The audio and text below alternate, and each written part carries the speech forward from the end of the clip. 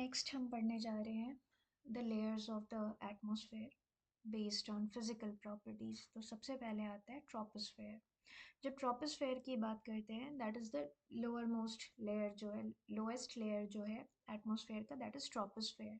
Troposphere को zone of mixing भी बोला जाता है। जोन ऑफ मिक्सिंग क्यों? क्योंकि सारे वेदर फिनोमेना इसी लेयर में होते हैं। जब हम ट्रोपोस्फेयर की बात करते हैं, इसका जो एक्सटेंट है वो 8 टू 18 किलोमीटर्स हैं। 8 किलोमीटर पोल्स पर और इक्वेटर पर 18 किलोमीटर्स थिकनेस की बात कर रहे हैं। ऐसा क्यों है? तो इक्वेटर पर हीटिंग बहुत ज़्यादा होती है, स्ट्रॉन्ग कन्वेक्शनल करंट्स होते हैं। Because of heating strong convectional current रहता है, तो यहाँ पर एक्सटेंट ऊपर तक रहेगा, हायर एक्सटेंट रहेगा 18 किलोमीटर्स तक। जब पोल्स पर जाते हैं टेम्परेचर बहुत कम है, तो वहाँ एयर मास सबसाइड कर रहा होता है बिकॉज ऑफ सबसिडेंस। क्योंकि टेम्परेचर बहुत कम है, वहाँ पर एक्सटेंट कम रहता है। सो पोल्स पर 8 किलोमीटर्स तक एंड इक्वेटर पर 18 किलोमीटर्स तक। अब हमने ये कहा कि ये जोन ऑफ मिक्सिंग है। क्यों जोन ऑफ मिक्सिंग है? क्योंकि सारे वेदर फिनोमेना कन्फाइंड रहते हैं ट्रोपोस्फेयर में ही। ठीक है, अब बात करते हैं टेम्परेचर ग्रेडियंट की। पहले ही पढ़ चुके हैं कि जैसे जैसे हम ऊपर मूव करते हैं एटमॉस्फेयर में, जैसे जैसे ऊपर मूव करते हैं टेम्परेचर रिड्यूस होता है। Higher we go cooler we feel. तो जो ये टेम्परेचर रिड्यूस हो रहा है, टेम्परेचर रिडक्शन का रेट क्या है? इसको बोलते हैं हम normal lapse rate. Normal lapse rate की वैल्यू होती है 6.5 डिग्री सेल्सियस पर किलोमीटर्स, या फिर हर एक 165 मीटर के लिए 1 डिग्री सेल्सियस रिड्यूस होता है। So 1 degree Celsius for each 165 metres और 6.5 डिग्री सेल्सियस पर किलोमीटर्स। ठीक है, अब एक चीज़ और, एटमॉस्फेयर का जो ये टेम्परेचर रिड्यूस हो रहा है ऊपर की तरफ जब हम मूव कर रहे हैं, ट्रोपोस्फेयर में टेम्परेचर जो रिड्यूस हो रहा है, इट इज़ बिकॉज कि अर्थ में एटमॉस्फेयर की हीटिंग सरफेस से ऊपर की तरफ होती हुई दिखेगी। मतलब नीचे से ऊपर की तरफ हीटिंग होती है, क्योंकि heating outgoing long wave terrestrial radiation की वजह से हो रहा है, incoming short wave solar radiation की वजह से नहीं हो रहा है। ये हम प्रीवियस लेक्चर में देख चुके हैं। अब एक और चीज़ है कि ट्रोपोपॉज इक्वेटर पर, जो ट्रोपोपॉज की पोजीशन है वहाँ पर टेम्परेचर ज़्यादा होगा, या फिर पोल्स पर ट्रोपोपॉज की जो पोजीशन है वहाँ पर टेम्परेचर ज़्यादा होगा। नॉर्मली हम ये सोचते हैं कि इक्वेटर पर तो टेम्परेचर ज़्यादा होना चाहिए, पोल्स पर टेम्परेचर कम होना चाहिए, यही सोचते हैं। बट ये ध्यान रखना, ट्रोपोपॉज इक्वेटर पर जो ट्रोपोपॉज की पोजीशन है वहाँ पर टेम्परेचर कम है compare to tropopause at poles. So tropopause at equator has lesser temperature than tropopause at poles. ऐसा क्यों?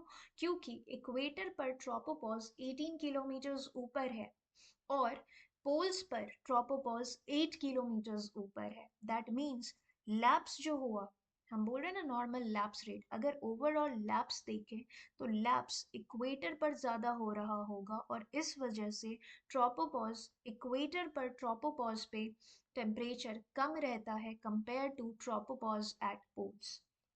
अब एक चीज़ और, मैक्सिमम टेम्परेचर कहाँ पर होगा? क्या वो इक्वेटर पर होगा या ट्रॉपिक्स पे होगा?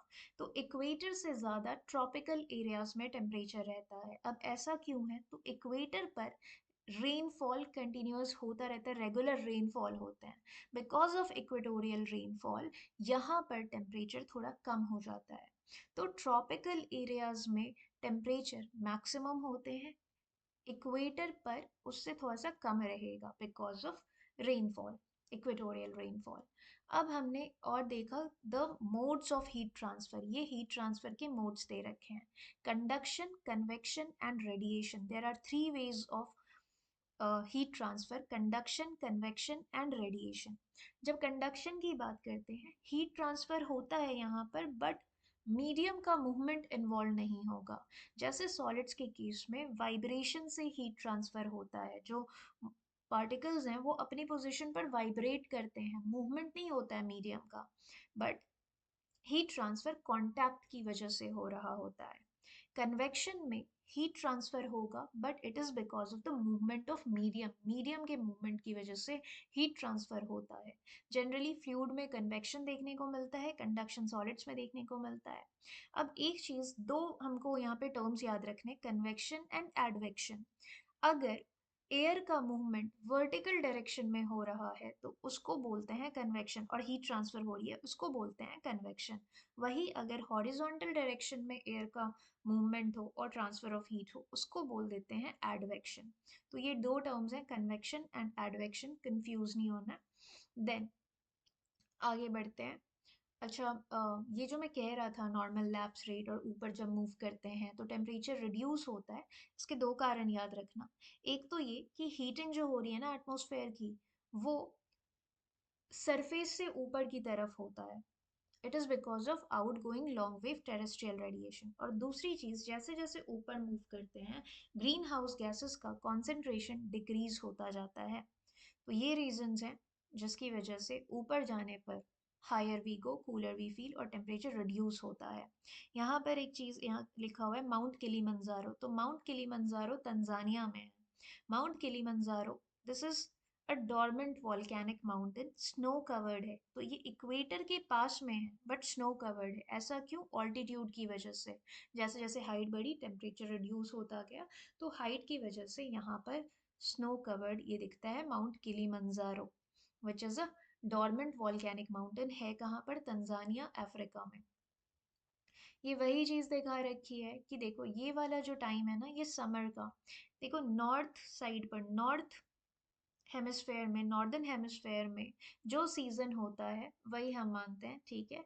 तो अब मान लो कि समर सीजन है, दैट मीन्स सन जो है वो ट्रॉपिक ऑफ कैंसर के ओवरहेड होगा। तो जहाँ पे भी सन की पोजीशन है उससे थोड़ा साइड वाइज हमको मैक्सिमम टेम्परेचर दिखता है। क्यों? क्योंकि जहाँ पर सन ओवरहेड है वहां पर तो रेनफॉल हो रही होगी, इस वजह से। तो समर इन नॉर्दर्न हेमिस्फेयर, दूसरे वाले पोजीशन में summer is in southern hemisphere, ठीक है। उसके बाद आते हैं the heating and cooling of atmosphere. Heating and cooling of atmosphere, तो अभी बोला ना कि जैसे जैसे ऊपर मूव करते हैं हमको क्या दिखता है कि टेम्परेचर रिड्यूस हो रहा है। वही चीज़ यहाँ पे दिखाया है कि सरफेस क्या कर रही है, incoming short wave solar radiation है। अब सरफेस की हीटिंग हुई, हीटिंग होने के बाद ये रेडिएट करेगा वापस, रेडिएट करेगा। तो रेडिएशन की वजह से, मतलब यहाँ पर सॉरी हीटिंग हो रही है, हीटिंग हुआ उसके बाद में ये री रेडिएट करेगा एनर्जी। तो जब यहाँ से आप देखोगे सरफेस के ऊपर जो एयर इसके कांटेक्ट में है वो कंडक्शन की वजह से यहाँ पर हीट ट्रांसफर हो रहा होगा। फिर इसके ऊपर लेयर्स में देखोगे तो कन्वेक्शन की वजह से, क्योंकि मूवमेंट ऑफ मीडियम इन्वॉल्व है, वर्टिकल ट्रांसफर हो रहा है हीट का, इसलिए हम इसको कन्वेक्शन बोल रहे हैं। अगर हॉरिजॉन्टल डायरेक्शन में ट्रांसफर हो तो उसको एडवेक्शन बोला जाता है, उसको एडवेक्शन बोला जाता है। अब एक चीज और है कि जैसे जैसे ऊपर मूव करेंगे एयर एक्सपैंड हो रहा होगा। क्यों? क्योंकि प्रेशर डिक्रीज हो रहा है। एयर एक्सपैंड करता है जैसे जैसे प्रेशर डिक्रीज होगा।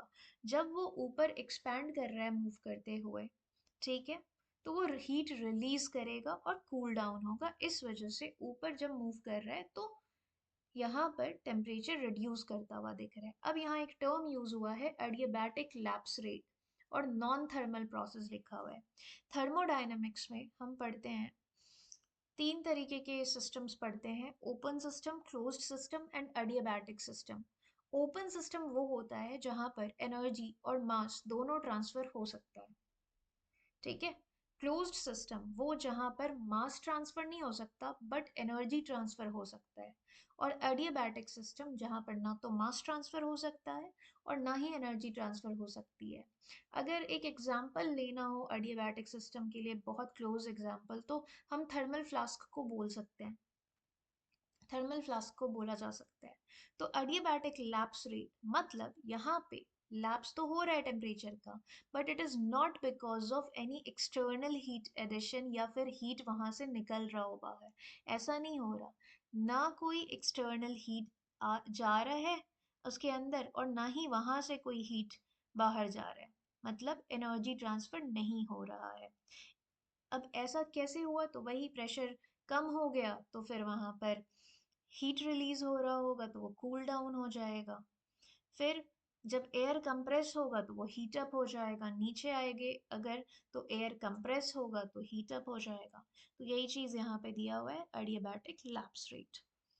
ठीक है, सिग्निफिकेंस ऑफ ट्रोपोस्फेयर अभी आएंगे। एक चीज़ यहाँ पे लिखा है कि डस्ट जो है वो हाइग्रोस्कोपिक न्यूक्लियाई की तरह एक्ट करता है। ये मैं पहले ही बता चुका हूँ कि जो डस्ट है ना वो हाइग्रोस्कोपिक न्यूक्लियाई, कहने का मतलब क्या है, देखो कंडेंसेशन के लिए ना कोई सरफेस चाहिए, बिना सरफेस के कंडेंसेशन नहीं होगा। तो ये जो डस्ट है वो सरफेस प्रोवाइड करता है वाटर के कंडेंस होने के लिए और रेन ड्रॉप्स फॉर्म करने के लिए। इसीलिए हम यहाँ बोल रहे हैं dust act as hygroscopic nuclei. अब यहाँ पर हम देख रहे हैं the significance of troposphere, troposphere का सिग्निफिकेंस। तो मैं बोला था कि ट्रोपोस्फेयर को बोलते हैं जोन ऑफ मिक्सिंग, क्योंकि जितने भी क्लाइमेटिक फिनोमेना है वो इसी लेयर में होता है, and all because of temperature gradient. जैसे विंड का मूव करना हाई प्रेशर बेल्ट से लो प्रेशर बेल्ट की तरफ, ठीक है। तो अब यहाँ कुछ और चीज़ें दे रखी हैं, जैसे डस्ट, अभी मैं कह रहा था डस्ट जो है वो हाइग्रोस्कोपिक न्यूक्लियाई की तरह एक्ट करता है और रेन ड्रॉप्स के फॉर्मेशन में हेल्प करेगा, कंडेंसेशन में हेल्प करेगा। Majority of gases, dust particles, ये सब कुछ ट्रोपोस्फेयर में ही है। ठीक, क्लाइमेटिक फिनोमेना जैसे रेनफॉल, थंडर, साइक्लोन, ये सब ट्रोपोस्फेयर में हो रहा है।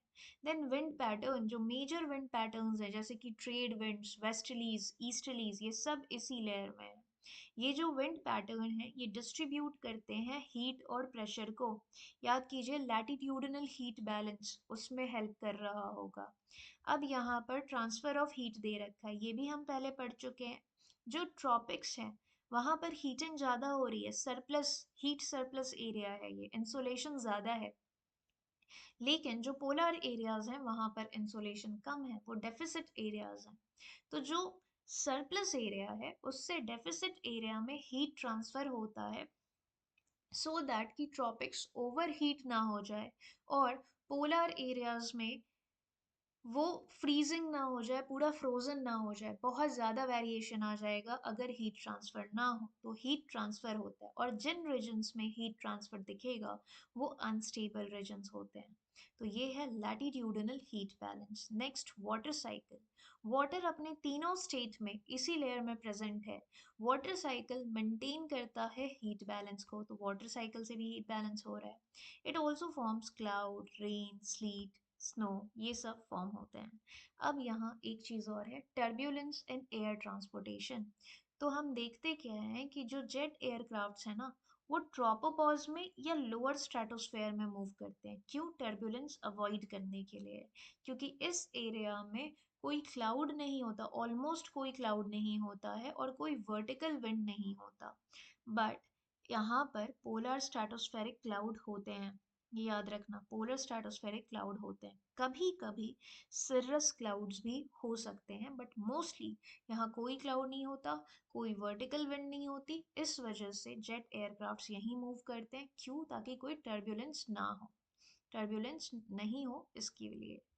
तो यहाँ वही चीज़ लिख रखी है कि पोलर स्ट्रेटोस्फेरिक क्लाउड्स यहाँ पर प्रेजेंट होते हैं। मैं बताऊंगा पोलर स्ट्रेटोस्फेरिक क्लाउड क्या है। ठीक है, अब हम आते हैं स्ट्रेटोस्फेयर एंड मीजोस्फेयर पर। स्ट्रेटोस्फेयर, स्ट्रेटोस्फेयर जो लेयर है हमारा, ट्रोपोस्फेयर खत्म हुआ, देन ट्रोपोपॉज, उसके बाद हम आ जाते हैं स्ट्रेटोस्फेयर में। स्ट्रेटोस्फेयर का जब देखोगे ये आपको 10 से कुछ 50 किलोमीटर्स के आसपास दिखता है, 50 किलोमीटर्स के आसपास दिखता है। इसी स्ट्रेटोस्फेयर में एक और लेयर है जिसको हम बोलते हैं ओजोन लेयर। ओजोन लेयर 20 से 55 किलोमीटर्स के बीच में दिखती है, और ओजोन का कॉन्सेंट्रेशन मैक्सिमम 35 किलोमीटर्स पे बोला हुआ है। 35 किलोमीटर्स पे बोला हुआ है ओजोन का मैक्सिमम कॉन्सेंट्रेशन। अब ओजोन क्यों ज़रूरी है? क्योंकि ये हमको यूवी रेडिएशन से सेव करता है, ठीक है, यूवी रेडिएशन से प्रोटेक्शन प्रोवाइड करता है। अब क्या कुछ स्पेशल है ओजोन लेयर के बारे में? तो ऐसा कुछ उसके स्ट्रक्चर में स्पेशल नहीं है, बट वो यूवी रेडिएशंस को एब्जॉर्ब करता है, उसकी जो एनर्जी है वो एब्जॉर्ब हो जाती है। यहाँ पर जो रिएक्शन चल रहा है उसमें रिएक्शन क्या, O3 ब्रेक होकर O2 और नेसेंट ऑक्सीजन बनाता है, देन वापस से वो कंबाइन करके नेसेंट ऑक्सीजन दो अगर कंबाइन करके तो ऑक्सीजन बन जाएगा, फिर नेसेंट ऑक्सीजन और O2 कंबाइन करके तो वापस ओजोन बन जाएगा। तो ये रिएक्शंस चलते रहते हैं और उसी में एनर्जी कंज्यूम हो जाती है यूवी रेडिएशंस की, और हमको प्रोटेक्शन मिल जाती है यूवी रेडिएशन से। वरना यूवी रेडिएशंस हमारे लिए काफ़ी हार्मफुल है, बिकॉज उससे स्किन एजिंग हो सकती है, कैंसर हो सकता है। तो यही यहाँ रिएक्शन दिए हुए हैं जो चल रहा होता है। इसको चैपमैन साइकिल भी बोलते हैं इन रिएक्शंस को। तो वही है। और अब क्या चीज़ है कि ओजोन लेयर डिप्लीट हो रहा है, डिप्लीशन हो रहा है ओजोन लेयर का because of ozone depleting substances जैसे क्लोरोफ्लोरोकार्बन, HFCs, उसके अलावा BFCs, इन सब की वजह से ओजोन लेयर डिप्लीट हो रहा है। ऐसा क्यों? क्योंकि फ्लोरीन, क्लोरीन ये सब हाईली रिएक्टिव है। ये क्या करते हैं, ये जाकर ऑक्सीजन के साथ रिएक्ट करके फ्लोराइड ऑक्साइड टाइप चीज़ें बना लेते हैं जो कि हाईली अनस्टेबल है, बट ये उसके साथ रिएक्ट कर जाते हैं। तो इस वजह से ओजोन लेयर डिप्लीट होने लग जाता है। अब यहाँ पर मैं बता रहा हूँ पोलर स्ट्रेटोस्फेरिक क्लाउड्स के बारे में। पोलर रीजन्स में जो ये CFCs है ना, वो जाकर वहाँ क्या करते हैं, वो क्योंकि पोलर रीजन्स में क्योंकि एयर सबसाइड कर रहा था, एयर जब सबसाइड करता है ट्रोपोस्फेयर में तो ऊपर ट्रोपोपॉज के पास में क्या होता है, वैक्यूम लाइक कंडीशंस बनती हैं। और साथ ही साथ जो इक्वेटोरियल और ट्रॉपिकल एरियाज हैं वहाँ पर CFCs ऊपर प्रेजेंट रहते हैं। तो ये जो CFCs हैं ये मूव कर जाते हैं क्योंकि इधर हाई प्रेशर ऊपर क्रिएट हो रहा है compare to low pressure in polar regions. हम ट्रोपोपॉज वाले पोजिशन पे बात कर रहे हैं, ऊपर हाई प्रेशर क्रिएट हो रहा है यहाँ पर इक्वेटर पर, और पोल्स पर क्रिएट हो रहा है low pressure vacuum like conditions. तो यहाँ से मूवमेंट होता है हॉरिजॉन्टल डायरेक्शन में टुवर्ड्स पोल्स, और यही CFCs जाकर वहाँ पर क्लाउड सा फॉर्म कर लेते हैं, cloud of gases along with aerosols. इसी को बोलते हैं polar stratospheric cloud, and that polar stratospheric cloud is responsible for the depletion of ozone layer. ठीक है। नेक्स्ट हमारा है मीजोस्फेयर। मीजोस्फेयर 50 से 80 किलोमीटर्स के बीच में है। Mesosphere is the coldest layer of the atmosphere. जो मेजॉरिटी ऑफ मीटेरॉइट हैं वो यहीं पर बर्न होता है, और मिटियोर शावर का फिनोमेना यहाँ दिखता है। ये ट्रांजिशनरी लेयर है between lower atmosphere and upper atmosphere. याद रखना, mesosphere is the coldest layer, ये कोल्डेस्ट लेयर है एटमॉस्फेयर का। यहाँ एक यूनिट लिखा हुआ है Dobson. Dobson is the unit to measure the thickness of ozone. Ozone की थिकनेस के लिए डॉप्सन यूज किया जाता है। और ओजोन होल का मतलब क्या है कि थिकनेस 100 डॉप्सन से अगर कम हो गई तो उसको ओजोन होल बोल देते हैं। तो डॉप्सन यूनिट है to measure the thickness of ozone, और ओजोन होल के लिए कंडीशन है कि 100 डॉप्सन से कम होना चाहिए थिकनेस। फिर हम आते हैं थर्मोस्फेयर पे। थर्मोस्फेयर में हमको पता है कि थर्मोस्फेयर में एक और लेयर हम पढ़ते हैं आइनोस्फेयर। आइनोस्फेयर जो है यहाँ पर क्योंकि डायरेक्ट हीट जो आ रहा है सनलाइट से उसकी वजह से गैसेस आयनाइज हो जाते हैं, तो आयंस यहाँ पर प्रेजेंट है। और ये जो आयंस है इनका यूज क्या होता है कि रेडियो कम्युनिकेशन में, रेडियो वेव्स के थ्रू कम्युनिकेशन में ये हेल्प करता है। जो रेडिएशन है वो गया उसको वो रिफ्लेक्ट बैक करता है। ठीक है, सो इस वजह से इसको रेडियो कम्युनिकेशन में यूज करा जाता है। अब यहाँ लिखिए high frequency short wavelength radio waves. वैसे तो रेडियो वेव्स की वेवलेंथ हाई होती है, देखो ना, cosmic, gamma, X ray, UV, visible, infrared, micro, radio. तो रेडियो वेव्स की वेवलेंथ बहुत ज़्यादा होती है, फ्रीक्वेंसी कम होती है, बट यूपीएससी के एक आंसर की में तो दे रखा है कि रेडियो वेव्स की high frequency and short wavelength वाले रेडियो वेव्स यूज़ करे जाते हैं रेडियो कम्युनिकेशन में। अब ये नहीं पता कि वो आंसर गलत कंसिडर करेगी या नहीं यूपीएससी, बट उसके आंसर की के हिसाब से वही था। ठीक है, तो अब ये एक्सप्लेनेशन है पोलर स्ट्रेटोस्फेरिक क्लाउड का। तो मैं वही कह रहा हूँ कि जैसे इक्वेटर वाला एरिया है, इक्वेटर पर टेम्परेचर बहुत ज़्यादा है, हम जानते हैं कन्वेक्शनल करंट्स हैं। एक्सपेंशन हुआ, ऊपर जो भी एयर है उसका एक्सपेंशन हुआ, तो यहाँ पर ट्रोपोपॉज ऊपर है, यहाँ पर ट्रोपोपॉज नीचे है 8 किलोमीटर्स पर। क्यों? क्योंकि यहाँ सबसिडेंस होता है एयर मासेस का।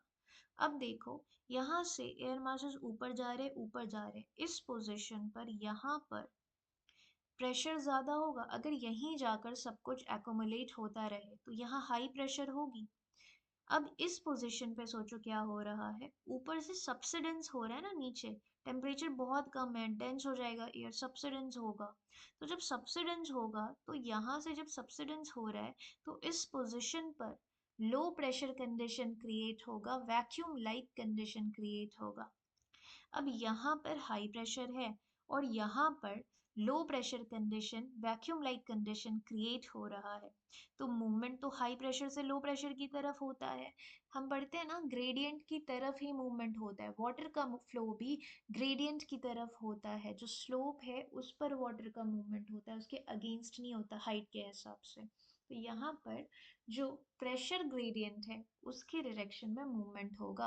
अब ट्रॉपिकल एरियाज में सोचो ना, CFCs ये सब ज़्यादा रिलीज होते हैं ना, तो ये सब जाकर ऊपर एक्यूमुलेटेड है। अब इनका हॉरिजॉन्टल मूवमेंट हुआ, सारे के सारे इधर आ गए, तो यहीं पर जो क्लाउड्स फॉर्म होते हैं ना, जिसमें एरोसोल्स भी प्रेजेंट है, इसी को ही बोलते हैं पोलर स्ट्रेटोस्फेरिक क्लाउड, क्योंकि ये पोलर रीजन्स में बन रहा है और इसमें एरोसोल्स ये सब कुछ मिक्स है। स्ट्रेटोस्फेरिक लोअर मतलब हाई वो ट्रोपोपॉज वाले एरिया में और लोअर स्ट्रेटोस्फेयर वाले एरिया में ये बन रहा होता है, इसलिए हम उसको बोलते हैं पोलर स्ट्रेटोस्फेरिक क्लाउड। और पोलर स्ट्रेटोस्फेरिक क्लाउड ही रिस्पॉन्सिबल है फॉर ओजोन लेयर डिप्लीशन। ठीक। अब यहाँ पर एक चीज है, मॉन्ट्रियल। तो मॉन्ट्रियल प्रोटोकॉल, ये हमको पता है मॉन्ट्रियल प्रोटोकॉल क्यों आया था, CFCs को रिड्यूस करने के लिए, क्लोरोफ्लोरोकार्बन्स को रिड्यूस करने के लिए। अब एक चीज और, इम्पोर्टेंस ऑफ एटमॉस्फेयर। अब सोचो एटमॉस्फेयर की इम्पोर्टेंस क्या क्या है। पहला, कि इसमें लाइफ गिविंग गैसेस है, ऑक्सीजन, बिल्कुल ठीक है। कार्बन डाइऑक्साइड, ऑक्सीजन हम रेस्पिरेशन में यूज करते हैं। कार्बन डाइऑक्साइड जो है वो ज़रूरी है, प्लांट्स जो है फोटोसिंथेसिस के दौरान यूज़ करते हैं ना कार्बन डाइऑक्साइड को, कार्बन डाइऑक्साइड को यूज़ करते हैं। देन नाइट्रोजन, नाइट्रोजन ज़रूरी है किस चीज़ के लिए, ग्रोथ के लिए ज़रूरी है। जो हमारा प्रोटीन, एमिनो एसिड्स जो बोलते हैं, न्यूक्लियोटाइड्स और एमिनो एसिड्स, वो तो नाइट्रोजनस ही होता है, प्रोटीन्स इससे बनता है। तो नाइट्रोजन ज़रूरी है ग्रोथ के लिए। नाइट्रोजन फिक्सेशन बैक्टीरिया करती है, लाइटनिंग के थ्रू भी होता है, तो ये याद रखना कि nitrogen fixation by bacteria environment में पढ़ेंगे, और लाइटनिंग, इन सब के थ्रू, इसके थ्रू नाइट्रोजन फिक्सेशन हो रहा है। नाइट्रोजन से क्या बनता है, हमारी बॉडी में देखोगे तो न्यूक्लियोटाइड्स हैं, अमीनो एसिड्स हैं, प्रोटीन्स बनते हैं। फिर second point, that is regulates entry of solar radiation. याद कीजिए, सोलर रेडिएशंस की एंट्री को ये रेगुलेट करता है। कैसे? तो हमारा जो एटमॉस्फेयर है that is transparent to short wave solar radiation, but it is opaque to long wave terrestrial radiation. Third is temperature balance between day and night. अगर एटमॉस्फेयर नहीं होता तो एक्सट्रीम टेम्परेचर होता, डे और नाइट के बीच में बहुत वेरिएशन होता, बट एटमॉस्फेयर के होने की वजह से टेम्परेचर एक्सट्रीम्स पर नहीं जाता है। ठीक है, ये चीज़ है। फोर्थ, ये ब्लॉक करता है हार्मफुल रेडिएशंस को, जैसे कि यूवी रेडिएशंस, ओजोन लेयर पढ़ा, कॉस्मिक रेज, सोलर विंड, इन सब से ये हमको बचाता है, जेनेटिक डैमेज नहीं होने देता, क्योंकि अगर ये रेडिएशंस हमारी बॉडी पे पड़े ना तो कैंसर जैसी चीज़ें हो सकती हैं। Fifth, shields the earth from impact objects, जैसे मीटियोर के इम्पैक्ट से ये हमको बचाता है। जो मीटियोर्स हैं वो जब आते हैं वो बर्न हो जाते हैं एटमॉस्फेयर में। क्यों? Because of the friction, friction की वजह से हीट जनरेट होता है और हीट की वजह से वो बर्न हो जाते हैं। Most of the meteors burn होते हैं इन मीजोस्फेयर, मीजोस्फेयर में बर्न हो रहा है, इसको मीटियोर शावर बोलते हैं। वेदर एंड क्लाइमेट, जितने भी वेदर फिनोमेना हैं वो सब कुछ एटमॉस्फेयर की वजह से देखने को मिल रहा है। वाटर लिक्विड स्टेट में एग्जिस्ट करता है ड्यू टू एटमॉस्फेयर। क्यों? क्योंकि एटमॉस्फेयर प्रेशर, एटमॉस्फेयर की वजह से प्रेशर है, वाटर के ऊपर प्रेशर है। अगर प्रेशर नहीं होता तो वाटर तो गैसियस स्टेट में हो जाता। लिक्विड स्टेट में वाटर एग्जिस्ट कर रहा है बिकॉज ऑफ एटमॉस्फेयर, क्योंकि एटमॉस्फेयर प्रेशर एग्जर्ट करता है। तो इतना ही है हमारा पूरे स्ट्रक्चर ऑफ एटमॉस्फेयर में। यहाँ पर स्ट्रक्चर ऑफ एटमॉस्फेयर एंड होता है, लेयर्स ऑफ एटमॉस्फेयर खत्म होता है। अब यहाँ कुछ पी वाई क्यूज हैं जो मैं किसी और सेशन में देखूंगा।